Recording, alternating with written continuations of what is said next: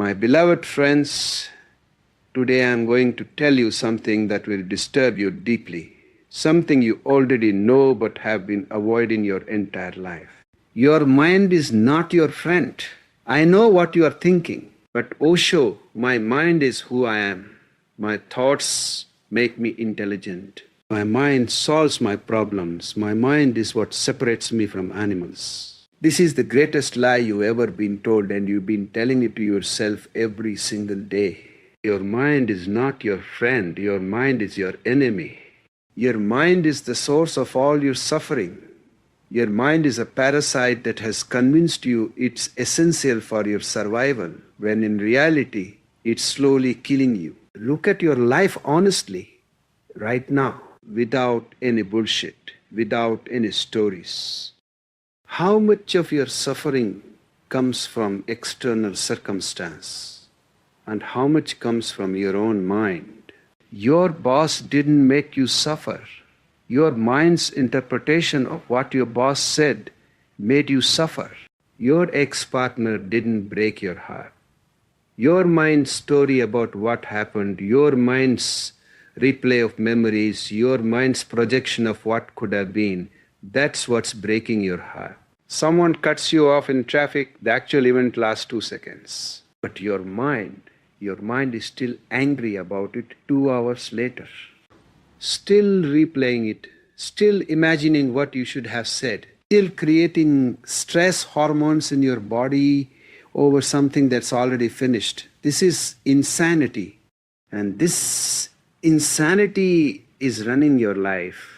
The mind is like a machine that was given to you as a tool, but somewhere along the way the tool became the master. The servant became the dictator, and now you are a slave in your own house. You think you are thinking your thoughts, but you're not. Your thoughts are thinking you. You think you're in control, but you are not. You are being controlled. Moment by moment, day by day, year by year. And the worst part, you become so identified with this mind that you can't even see it. You think the mind is you. You think you are your thoughts. This is the ultimate illusion, the ultimate imprisonment.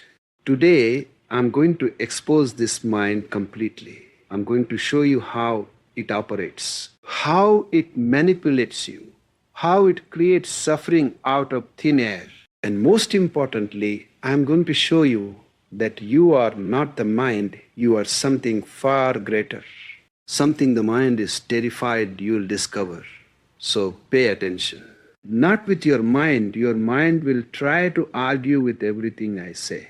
Pay attention with something deeper. With your awareness, with your being. Because what I'm about to share with you is not philosophy, it's not theory. It's practical truth. Truth that can set you free. If you're willing to see it, let's start with the basics. What is the mind? The mind is a biological computer.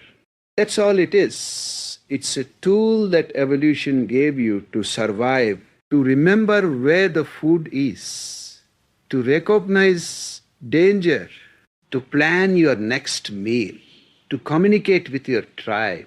For a primitive human, this was useful, very useful. The person with a better memory survived.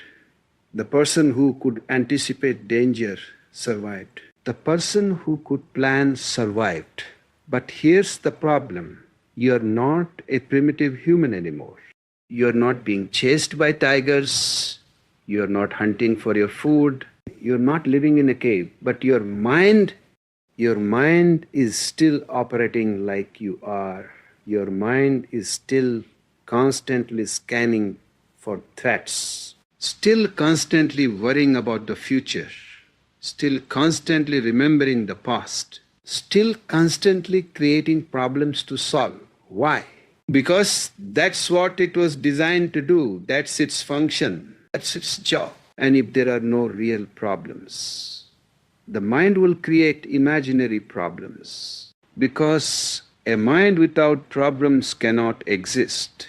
A mind without problems has no purpose. And the mind's number one goal is to survive, to remain relevant, to stay in control. So it keeps you busy. Inking, inking, inking. busy, thinking. Watch your mind for just 5 minutes. Just 5 minutes. Sit silently and watch what's happening in there. It's complete chaos, isn't it? One thought jumps to another thought, a memory comes, then a plan, then a worry, then a fantasy, then a judgment, then a memory again, then a song lyric, then what you are going to eat for lunch, then something someone said to you 3 years ago, then what you need to buy at the grocery store, then a sexual thought, then guilt about the sexual thought, then what you are going to wear tomorrow, on and on, non-stop. A constant stream of mental garbage. And you call this intelligence? You call this your friend. This is not intelligence. This is noise, mental noise. And this noise is preventing you from experiencing life directly, from experiencing reality as it is. You're not living in reality. You're living in your mind's interpretation of reality. You're living in a mental movie, a story, a simulation. And this simulation is always distorted, always incomplete, always filtered through your past experiences, your conditioning, your beliefs, your fears, your desires. Let me give you an example. You see a dog. That's the reality, a simple fact. A dog exists, but your mind doesn't just see a dog. Your mind immediately adds, that dog looks like my childhood dog. I miss that dog. I wonder what happened to him. Oh yeah, he died. That was so sad. I cried for days. Dogs don't live long enough. Life is unfair. I'm going to die too someday. Oh God, I'm afraid of death. But I shouldn't think about death. Let me think about something else. Maybe I should get a dog. But my apartment doesn't allow dogs. My landlord is such an asshole. I hate my apartment. I should move. But moving is expensive. I don't have enough money. I need a better job. But I hate my job. I'm stuck. My life sucks. All of this happens in seconds. All of this from just seeing a dog. You see what the mind did. It took a simple reality, a dog, and created an entire drama, an entire story. And now you are suffering. You are depressed. You are anxious. You are lost in thought. And the dog is just walking by, completely innocent. The dog didn't do anything to you. Your mind did it to you. This is what your mind does all day, every day. It takes reality and poisons it with thoughts, with interpretations, with stories. And you believe these stories. You believe them completely. You don't even question them. Someone doesn't text you back for 2 hours. The reality is simple. They haven't texted back yet. That's all. But your mind, they're ignoring me. They don't care about me. Maybe they're angry. What did I do wrong? Maybe they found someone better. I'm not good enough. Nobody ever stays. I'm going to be alone forever. You see, your mind just created a complete horror story out of nothing, out of a simple fact that someone hasn't texted back. And now you're suffering. Real suffering. Your heart is racing, you're checking your phone every 30 seconds, you're anxious, you're hurt, you're angry. Over what? Over a story your mind made up. This is the mechanism. This is how the mind creates suffering out of thin air. It takes a neutral fact and adds interpretation, meaning, story, drama, and then it convinces you that the story is real, that the story is reality. But it's not, it's just a story, a mental fabrication. And here the kicker, your mind is not even creative. It doesn't create new stories. It just recycles the same old stories over and over. The story of I am not good enough. The story of people always leave me. The story of life is hard. The story of I'll be happy when, the story of I'm a victim, the story of I'm a victim, the story of the world is dangerous. These are scripts, mental programs, and they are running automatically, unconsciously, constantly. You're not living your life. You're running programs, old programs, outdated programs, programs that were installed in your childhood by your parents, by your culture, by your experiences, and these programs are running you. Now, let me show you another trick the mind uses to torture you. The mind cannot exist in the present moment. Did you hear that? The mind cannot exist in the present moment. Why? Because in the present moment there are no problems. In the present moment there is only what is. Simple, direct, immediate. Right now, in this exact moment, are you okay? Not your story about your life, not your worries about tomorrow, not your regrets about yesterday. But right now, this moment, are you okay? Yes, you are breathing. Your heart is beating, you're alive, you're here. But the mind cannot accept this. The mind is bored with okay. The mind needs drama. The mind needs problems. The mind needs something to do. So what does the mind do? It takes you out of the present moment. It takes you into time, either into the past or into the future. Never here, always somewhere else. When you are in the past, the mind is usually doing one of two things. Either it's replaying your painful memories, making you depressed, or it's replaying your pleasant memories, making you nostalgic and dissatisfied with the present. Remember when you were young and happy? Remember when you had that relationship? Remember when you had that job? Those were the good old days. Now everything sucks. This is depression. Depression is living in the past. Depression is comparing the present with an idealized version of the past and finding the present lacking. Or the mind goes into the future. And when it goes into the future, it's usually creating anxiety. Fear, worry. What if I fail? What if I get sick? What if they don't like me? What if I run out of money? What if I die alone? What if? The future hasn't happened yet. The future might never happen the way you imagine, but the mind doesn't care. The mind is creating fear right now about something that doesn't even exist. This is anxiety. Anxiety is living in the future. Anxiety is suffering about imaginary scenarios that might never happen. And you're stuck in this time machine. Past, future, depression, anxiety, never here, never now. Let me tell you something profound. You have never experienced anything outside of this present moment. Everything you ever experienced, you experienced now. Your past, you remember it now. Your future, you imagine it now. There is only now. There has only ever been now. There will only ever be now. But your mind is terrified of now. Why? Because in the now, the mind is useless. In the now, you don't need thoughts. You don't need analysis. You don't need planning or remembering or worrying. In the now, you just are. And if you just are, what purpose does the mind serve? None.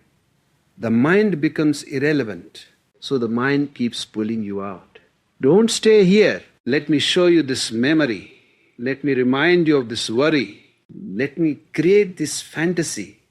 Let me analyze this. Let me plan that constantly, relentlessly, pulling you out of the only reality that exists, this moment. You go along with it. You believe the mind when it says, this moment is not enough. This moment is boring. This moment is dangerous. We need to think about the past or plan for the future.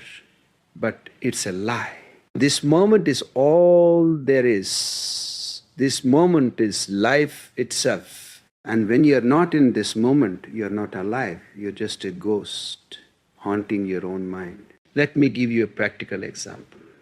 You're eating a meal, delicious food in front of you. This is a gift. This is life. This is now. But where are you? You're scrolling through your phone. You're watching TV. You're thinking about work. You're planning tomorrow. You're remembering yesterday. You're not tasting the food. You're not experiencing the meal. You're absent. You're not there. And then the meal is over and you didn't experience it at all. You missed it. You missed life. And your mind says, that's okay, there will be other meals. But will you be there for those meals either? Or will you be lost in thought again? This is how people live their entire lives, absent, not present, lost in the mind. They're at work but thinking about home. They're at home but thinking about work. They are with their children but thinking about their phone. They are with their partner but thinking about someone else. Never here, never fully present, never fully alive. And then one day they're old. And they look back and think, where did my life go? It passed so quickly. I missed it. You didn't miss it because time went fast. You missed it because you were never present. You were always in your mind, always somewhere else. This is the tragedy. This is the real loss. Not the loss of time, but the loss of presence. The loss of life itself. Now I want to talk about something very specific. The voice in your head. You know what I'm talking about. That constant commentary, that running monologue, that voice that never shuts up. What should I wear today? I look fat in this. I should go to the gym, but I'm too tired. I'm always tired. Maybe I have a disease. Doctors are expensive. But doctors are expensive. I hate spending money. I never have enough money. I should ask for a raise, but my boss doesn't like me. Nobody likes me. I'm so awkward. Why did I say that thing at the meeting? Everyone probably thinks I'm stupid. I am stupid. No, I'm not stupid. I'm smart. But if I'm so smart, why is my life like this? Maybe I should on and on and on. This voice never stops. From the moment you wake up until the moment you fall asleep, and even in your sleep, it continues as dreams. Now here's my question. Who is this voice talking to? Think about it. If there is a voice in your head, and that voice is you, then who is listening to it? There must be two of you, right? The speaker and the listener, the thinker and the observer of thoughts. But you've been taught that you are the thinker, you are the voice. You identify completely with this mental chatter. I'm telling you, you are not the voice. You are the one who hears the voice. This is one of the most important realizations you can have. You are not your thoughts. You are the awareness that observes thoughts. But because you identified with the voice for so long, you believe everything it says. You believe you are the voice. And what does this voice do? Let me tell you. First, it judges constantly. Everything and everyone, she's pretty, she's ugly, this is good. That's bad, I like this. I hate that. This should be different. That shouldn't be this way. Non-stop judgment, creating separation, creating division, creating conflict. Second, it compares. Always comparing, never satisfied. She has a better body than me. He makes more money than me. The relationship looks happier than mine. I should be further along by now. Why is everyone else's life better than mine? Comparison is the root of all misery. And the mind is a comparison machine. Third, it narrates. It tells story about everything. Here I am walking down the street. I'm a person who walks down streets. I'm the kind of person who people think life is, the world is, these narratives create your identity, your sense of self, and this identity is a prison. Fourth, it rehearses. constantly rehearsing conversations that haven't happened yet.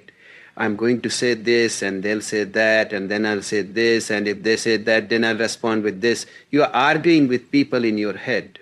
You're having entire conversations with people who aren't even there. This is insane, but you do it all the time. Fifth, it replays.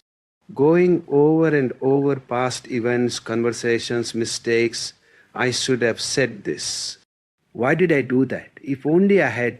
I wish I hadn't. What were they thinking when the past is gone, finished, over?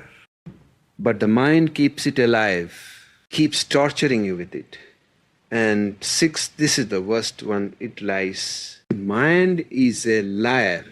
It tells you things that are not true and presents them as facts. You are not good enough. You'll never succeed. Everyone is judging you. You're going to fail.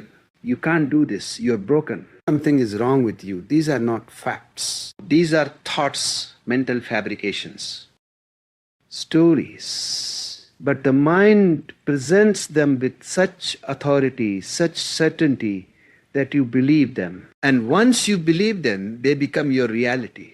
Not because they're true, but because you're acting as if they're true. This is the power of the mind. It creates your reality through belief, through repetition, through constant mental programming. Now let me ask you something. If you had a friend who spoke to you the way your mind speaks to you, would you keep that friend? If you had a friend who constantly criticized you, judged you, reminded you of all your failures, told you that you are not good enough, predicted that terrible things will happen to you, compared you negatively to everyone else, would you keep spending time with that friend? Of course not. You'd cut that toxic person out of your life immediately. But this is exactly what your mind does to you every single day. And you not only tolerate it, you identify with it. You think it's you. This is Stockholm Syndrome on a psychological level. You've been kidnapped by your own mind and you started sympathizing with your captor. The mind is not your friend. The mind is an abusive partner that you've been in a relationship with your entire life. And like someone in an abusive relationship, you started to believe that you deserve this treatment, that this is normal, that this is just how life is. But it's not. This is not how life has to be. Now let's talk about something even more sinister. The way your mind keeps you small, the way it prevents you from growing, from expanding, from becoming who you truly are. The mind loves the familiar. The mind loves the known. The mind loves comfort zones. Why? Because the familiar is safe. The known is predictable. Comfort zones are comfortable. And the mind's primary directive, remember, is survival, not growth, not happiness, not fulfillment, just survival. So whenever you try to do something new, something different, something outside your normal patterns, what does the mind do? It freaks out. It creates fear. It creates doubt. It creates resistance. This is dangerous. This is risky. You might fail. You might get hurt. You might look stupid. People might judge you. You might lose everything. Better stay where you are. Better stay small, better stay safe. This is why most people never change, not because they can't, but because their mind convinces them that change is dangerous. You want to start a business. Your mind says you'll fail. You don't know what you are doing. Look at all the businesses that fail. You'll lose all your money. You'll regret this. You want to leave a bad relationship? Your mind says you'll never find anyone else. You'll be alone. Better stay. Better settle. Better accept what you have. You want to move to a new city. You want to move says you don't know anyone there. You won't fit in. You will be isolated. You will be miserable. Better stay where you are. The mind always argues for limitation, always argues for staying small, always argues for not taking risks. And here's the trick. The mind disguises this fear as wisdom, as common sense, as being realistic. I'm not afraid. I'm just being smart. I'm being practical. I'm being responsible. No. You are being controlled by your mind. You are being limited by your conditioning. You are being kept in a cage, and the cage is made of thoughts. Let me tell you about the biggest lie the mind tells you, the lie of I am not enough. This is the core belief that the mind uses to control you. I am not smart enough. I am not attractive enough. I am not successful enough. I am not talented enough. I am not worthy enough. This belief was installed in your childhood by your parents who compared you to other children, by your teachers who graded you, by your peers who excluded you, by society that showed you what you should be and made you feel inadequate for not being that. And your mind took this belief and made it fundamental to your identity. You just be. And being doesn't require a mind. This is the mind's greatest fear, that you will discover you don't need it, that you are complete without it, that you are whole without its constant commentary and judgment and analysis. So it keeps you small, keeps you insecure, keeps you believing that something is missing, something is wrong, something needs to be fixed, and the fix is always in the future. When I get that job, then I'll be enough. When I find that relationship, then I'll be enough. When I achieve that goal, then I'll be enough. But then never comes. Because then is always in the mind, and the mind exists in time. And time is endless. This is the trap. This is the prison. And most people live their entire lives in this prison without ever realizing they're in it. Now, I want to address something that most people don't realize. You're addicted to thinking. Yes, you heard me right. Thinking is an addiction, just like alcohol, just like drugs, just like gambling. You cannot stop thinking. You've tried, haven't you? You've tried to quiet your mind. You've tried to just sit in silence. And what happens? Within seconds, the thoughts start. Within minutes, you are lost in them. Lost in planning, remembering, fantasizing, worrying. You cannot control it. This is addiction. Now, why are you addicted to thinking? What does thinking give you? Thinking gives you a sense of self, a sense of existence, a sense of being someone. When you think, you feel like you exist. I think, therefore I am. But this is backwards. Thinking is not proof of existence. Thinking is proof of absence. When you're thinking, you're absent from reality, you're lost in abstraction. Real existence is direct, immediate, non-conceptual. It doesn't require thought. A tree exists without thinking about existing. A dog exists without thinking about existing. A baby exists without thinking about existing. But you need to think to feel real. You need the mental narrative to feel like someone. Without thoughts, who are you?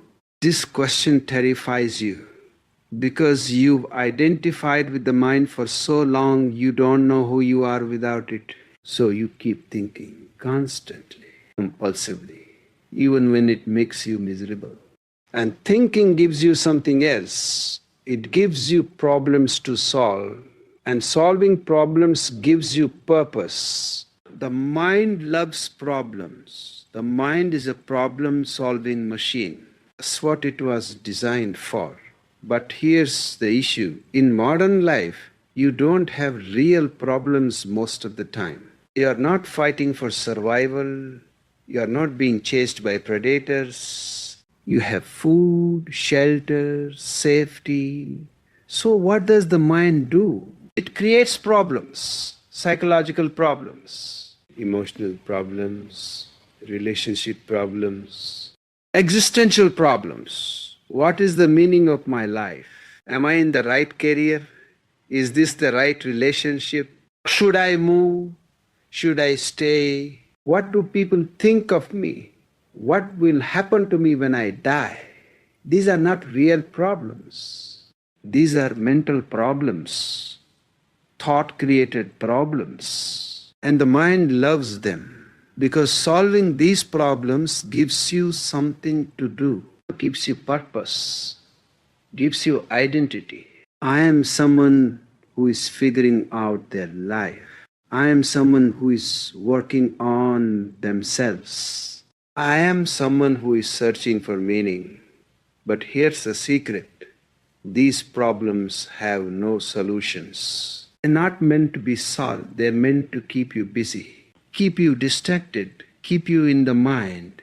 You can think about the meaning of life for 50 years and never find an answer because the answer is not in thinking. The answer is in living. But the mind doesn't want you to live. The mind wants you to think about living, to analyze living, to plan living, to remember living, never actually living. And thinking is addictive for another reason. It's stimulating. It's entertaining. It's a constant stream of content. The choice is yours. It has always been yours. This door is open. It has always been open. You just need to step through. And stepping through is simple. It's not a physical movement. It's a shift in awareness, a recognition, a remembering. You are not the mind. Say it to yourself. Feel it, know it. I am not the mind. I am the awareness that watches the mind. I am the presence that witnesses all experience. I am consciousness itself. This is the truth. This is freedom. This is home. Welcome home, my friends. You have been lost in the mind for so long, but the journey is over. You can rest now. You can be now. You can live now.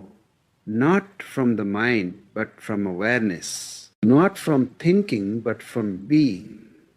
Not from doing, but from presence. This is the life you were born to live. This is the freedom you've been searching for.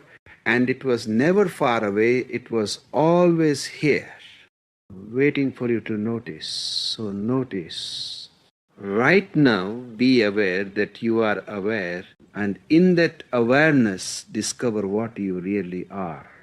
Vast, infinite, eternal. This is you. This is your true nature. This is home. Sit now. Don't move. Don't think. Don't do anything. Just be aware. Aware of the breath. Aware of the body. Aware of sounds. Aware of sensations.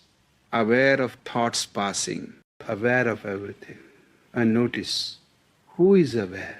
Who is watching all of this? Not the mind. The mind is what's being watched. You are the watcher. You are awareness itself. Rest here. Stay here. Be here. This is your true home. This is what you really are.